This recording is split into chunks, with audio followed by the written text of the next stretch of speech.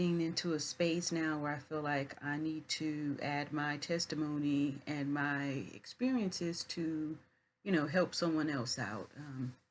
I've been 6 months and 20 days narc free.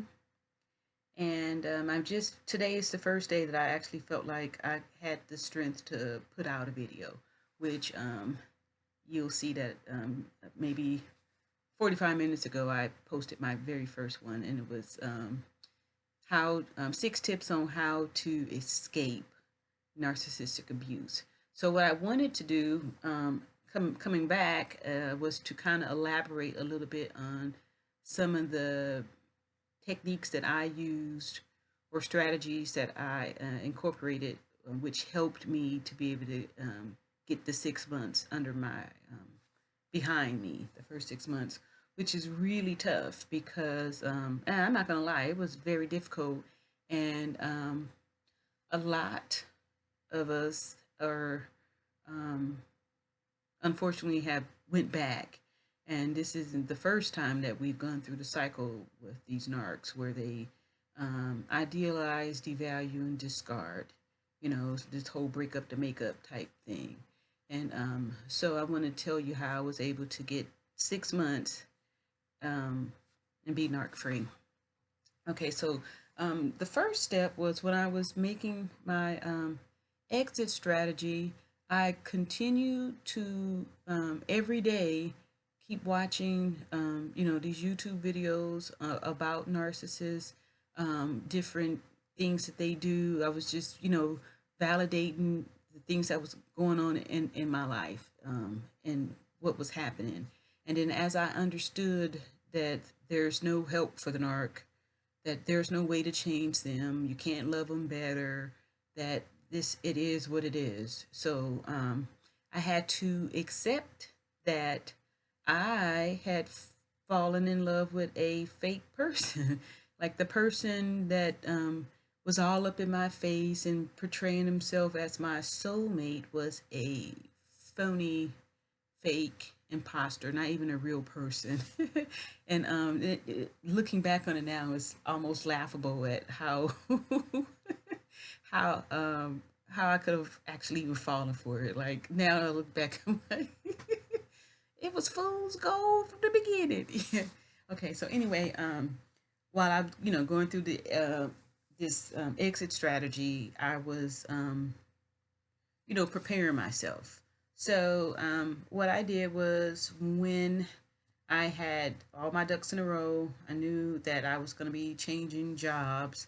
And unfortunately, I wasn't aware that you were supposed to keep it a secret. So I was actually bragging to the narc about my exit strategy because I knew, because I kept asking, like, why are you trying to keep me in this? Like, I don't know how many times I like tried to break up and was like, hey, look, I don't want to be with a cheater. Like, I told you that from Jump Street. Like, I never wanted that. So, hey, that's cool. If that's the kind of thing that you want to do and you want to get down like that, go for it. Just leave me alone.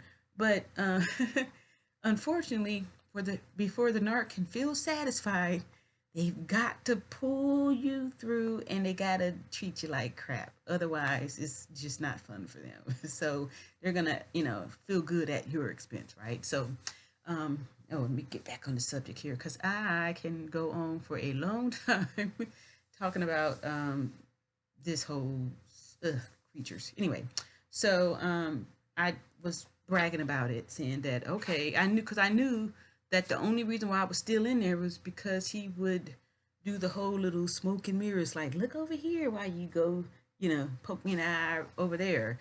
So he would see me listening to those videos.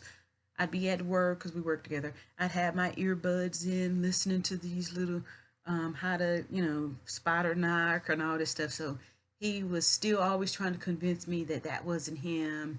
Of course, telling me that I was the crazy one, and et cetera, et cetera, et cetera. So keep yourself actively pursuing out. That's what you have to do. So I kept that my focus, and I kept reminding myself that this person is trying to hurt me, and that you want to get out of here before his whatever the thing is that he's gonna do, because they're gonna do it.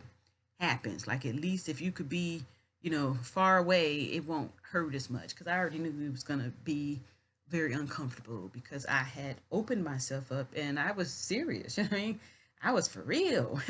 And so, okay, so then when you go no contact, you have to delete all of your old text messages, all of your old emails, all your pictures, all that stuff. Get rid of it because it's not going to do anything but feed your emotional infection, basically, having you longing for this person, second guessing that you, well, maybe he did only accidentally bang that other lady.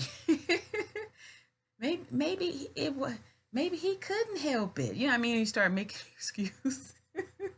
Maybe I was running and pushed him off into the arms of another woman. Yeah, maybe this is my fault. You know what I mean? So don't do that to yourself. Make sure you just go ahead and delete all that stuff, which is hard because you do have an emotional connection with that. And I remember that it wasn't easy for me. Like, I had to read over the messages multiple times because I'm still like, what's going on here? But I knew that he was never going to give me any type of closure. So I wasn't going to try to ask for it because it's like, if, don't try to make the mistake of getting closure because they're never going to give it to you. They're going to keep you in a circle. And the whole time while you're, give me closure, they're getting you off of it. You know what I mean? Like, it's, it lights them up. They're just like, ooh, look at her cry. Ah, you know what I mean? So don't even do it.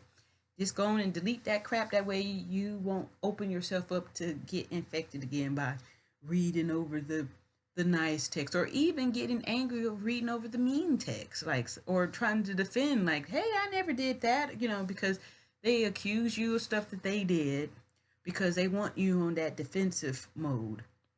That way you're not actually, critically thinking. You're, because when you're reacting with your emotions, you're not thinking, you're not making decisions, you're not moving with a purpose. Like, you're just going with the flow because you snapping off and stuff. So, and that's how they want you. So that's all part of the mental manipulation. So go ahead and delete all of that stuff. And don't look at their social media because it's just going to be painful and you don't want to see the smear campaign, you know what I mean? Or hear the smear campaign, or even see them posted up with the new victim. Because I remember thinking, like, that'll never happen to me. Oh, why? You know what I mean? Why would he smear me? Like, I just said that I didn't want to be with the cheater, right? So why do I deserve to get smeared in that, right? But guess what? That's part of their cycle. Though you're gonna get smeared. And I found out months later, about 5 months later, that I was definitely being smeared, and I felt like if I hadn't have had the 4 months or 5 months, however many months it was, I think it was 4 months of being no contact and not, like, looking for stuff or trying to find out the smear campaign, none of that stuff, that it would have hurt to have heard this information months than it did when I finally did hear it. And I ain't gonna lie, I was a little bit offended. But I was just like, thank you, universe, for the warning, because that would have been humiliating and devastating had I had heard the smear crap that he had posted about me and spread about me too. But let me see. Let me make sure I start to ramble on again. Oh, this could take this could take years to debrief.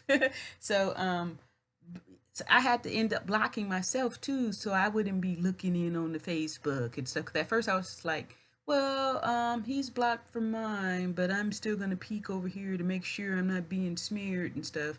So I just blocked it to where I'm not even able to see it because you don't need that. You know what I mean? Because still gonna be part of you that the part of you that had actually believed the love bombing person that came at you with all that vigor.